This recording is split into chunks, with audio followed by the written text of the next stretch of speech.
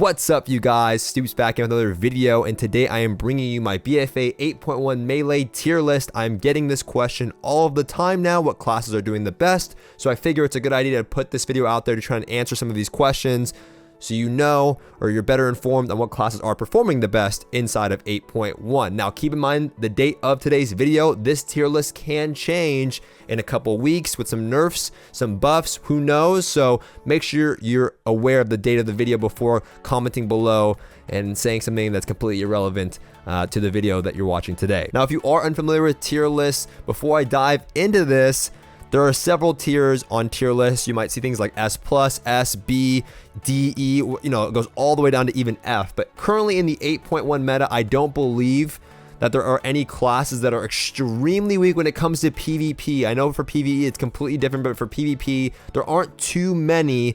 And I decided to break it up in S+, S, A, and B. Now, all of these tiers I would say are pretty damn viable, but obviously S+ being the strongest. But you can make do with any of these classes on this tier list. It's just for informational purposes for some of you guys out there. So hopping right into the tier list, our S+ tier list, this goes to show you that if you like a class, you should just stick with it, because a lot of the classes in the S+ tier are in fact classes that were not performing well in previous patches. Blizzard always does this, so keep this in mind. It's just like a cyclical thing. Classes that aren't doing well are more likely to do well later on in the expansion after some buffs, and classes that are currently doing well are most likely going to get nerfed in the future, just to keep the cycle of life going. But number one on this tier list, it's going to be the Death Knight. Now, Unholy specifically, I am seeing some Frost DKs here and there, but they are not as effective as Unholy. Unholy is very, very disruptive, and they have an ability called Abomination. Abomination, I believe that's how you spell it. I can't spell it very well. There we go, Abomination. Abomination is very similar to the Basilisk that BM Hunters have. It does a lot of damage. It moves very slow, but when it does connect, it does a ton of damage. Also, Death Knights have a lot of self-sustain. They have a lot of interruption. Necrotic Strike builds up extremely fast, and it's very difficult to heal through. And they have a lot of utility for their team: slows, grips, anti-magic zone. They can steal spells from their opponent.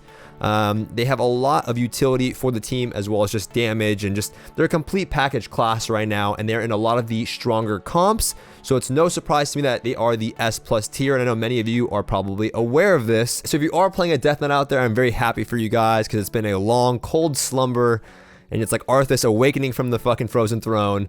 Congratulations, it is your time to get that arena rating that you've been wanting to get all season. Now, hopping into the next class for the S+ tier spot, we have Windwalker monks. Windwalker monks were not doing well in 8.0, but now they're doing fantastic. A lot of it is due to some of the talent changes and their survivability. Good Karma is now healing them for a huge amount, just like it was in Legion. We also have their honor talents that are fantastic. We have Alpha Tiger, I believe it is, or Alpha Palm. It makes it so that when they Tiger Palm a new target, they get like this Bloodlust buff, 30% extra haste, and that works really well into Fist of Fury. Their Open Palm Strike Azerite trait buffs their Fist of Fury. Fist of Fury also makes it so that they slow by 90%. With Turbo Fist, you can parry a lot. It's extremely good.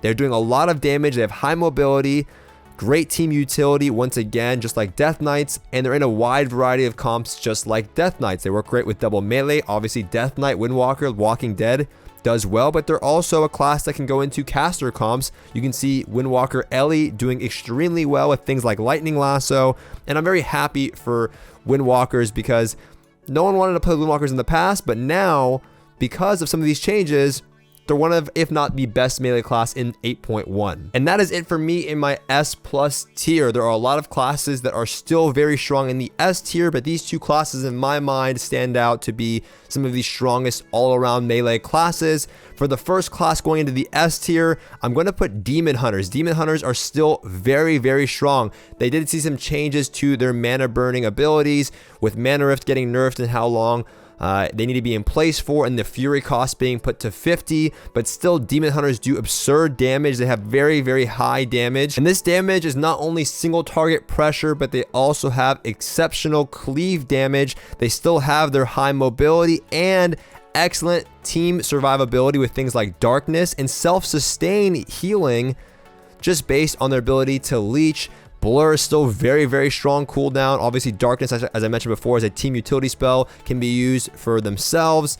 Demon Hunters are still a very well-rounded class, and they did not need mana burn to be a class that would be considered an amazing class, and an S tier class, maybe perhaps an S plus tier class. Without that, they still perform quite well. Their damage, ability, and sustain makes up for not having an ability that's very frustrating to fight against, known as mana burn.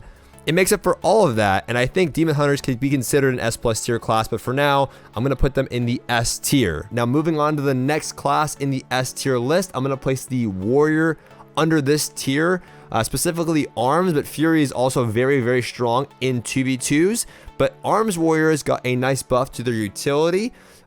Duel, extremely strong, Disarm, Banner, Sharpened Blade got a buff. I mean, Warriors have had great utility, but they got a buff to that, increasing the duration of things like Sharpened Blade by about 2 seconds, I believe. And it's very effective in 3v3s. I think Warriors work well with DKs and with TSG. They're a consistent, constant pressure class that has great team utility and is very durable. Now, their mobility, is a little frustrating when you're playing as a warrior, but you have to have a weakness to be a well-balanced class in this game. Otherwise, you'd probably be in the S plus tier. So mobility might be an issue for warriors. In order to have more mobility, you have to give up things like Stormbolt, and that's not worth it in most cases. But it still makes warrior an effective, strong, great class for people that are starting out the game that want to learn the basic mechanics of World of Warcraft Arena. And I highly recommend warrior to anybody that wants to pick up a melee class that is new to the game. Now, still in this tier, we have rogues. Rogues got a little bit of a nerf in terms of assassination rogues, but rogues still have a lot of viable specs. Assassination still has great consistent pressure and burst. Depending if you're playing sub or outlaw, you have great enemy control. They're very effective in 2v2s and 3v3s. They still have a wide variety of comps available to them. And I think rogues did benefit from some of these changes because it allowed players to try out new specs. We see Peekaboo trying out Subtlety, Outlaws getting a little bit more play, which it should have in the past, but Assassination was just too strong to really allow anybody else to play any other spec if they wanted to perform at the top of the ladder. But now with these changes, you're seeing a lot of rogues opting to play even Shib, which has a lot of team utility in terms of its slowing ability, and applying things like Wound Poison is very effective. So the pressure is just as good. Battlefield Focus keeps these classes, or these specs, I should say, still viable in the meta, just, regarding, even though they have these nerfs that are going out, Battlefield Focus makes up for a lot of DPS for some classes, and I think rogues are still in the S tier. They still have amazing comps available to them, and with Boomies and Ellies and Mages and other double melees like Outlaw Fury Warrior, Outlaw Red I'm even seeing. So I think rogues are still an effective class and deserve to be on this S tier list. So don't feel bad if you got nerfed. Your class is still one of the best melee classes in the game currently. Now, moving into the A tier list, you can see that we've gone down a few tiers here.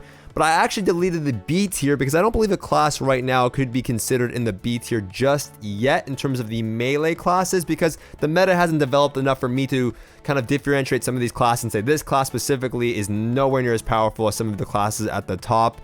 And maybe in a few weeks I'll update this tier list, but right now I think a lot of classes are doing very well. The meta is kind of shifting to a caster meta, so some of these classes have moved down in rankings because, well, for example, like Enhancement Shamans for the A tier, the first class in the A tier, there's no particular order to these tiers, I would say, in terms of the classes that are in the specific tier.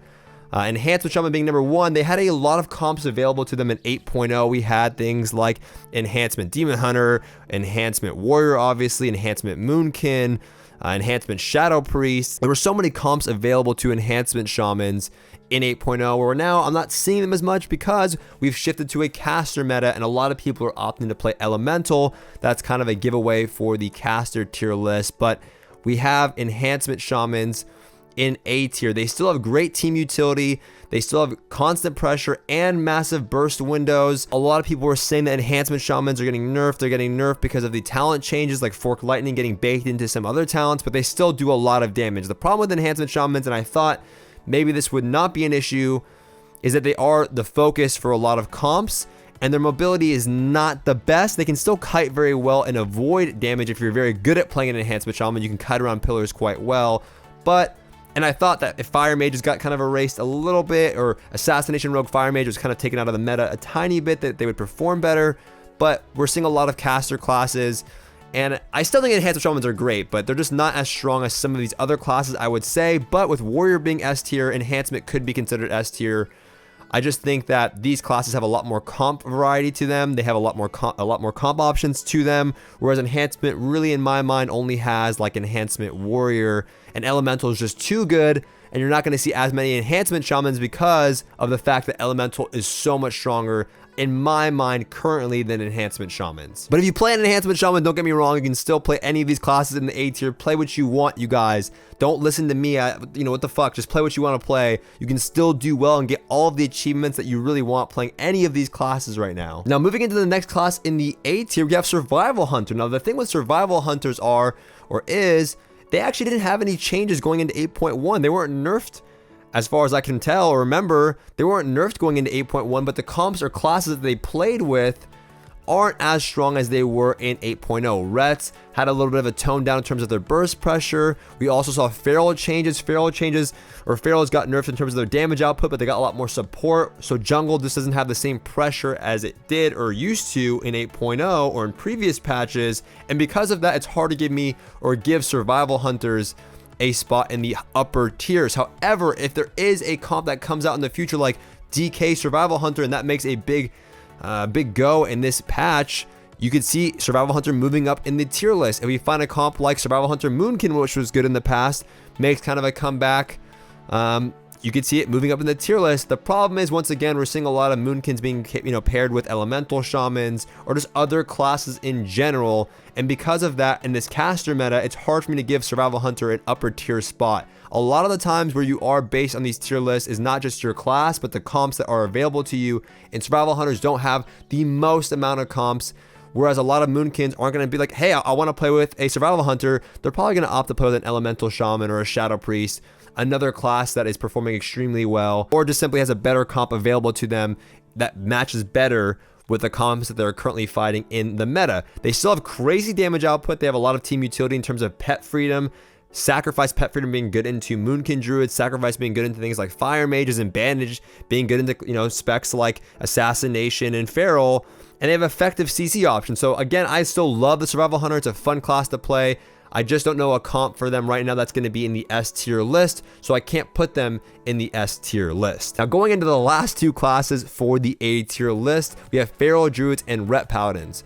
Feral Druids, honestly, you guys, are still a solid class, but they lost some damage. They had a lot of changes going into 8.1, one of them including they gained Cyclone, and a lot of people were excited about that, but they just lost a lot of their raw pressure and their burst that they had before, but they still have great CC capabilities.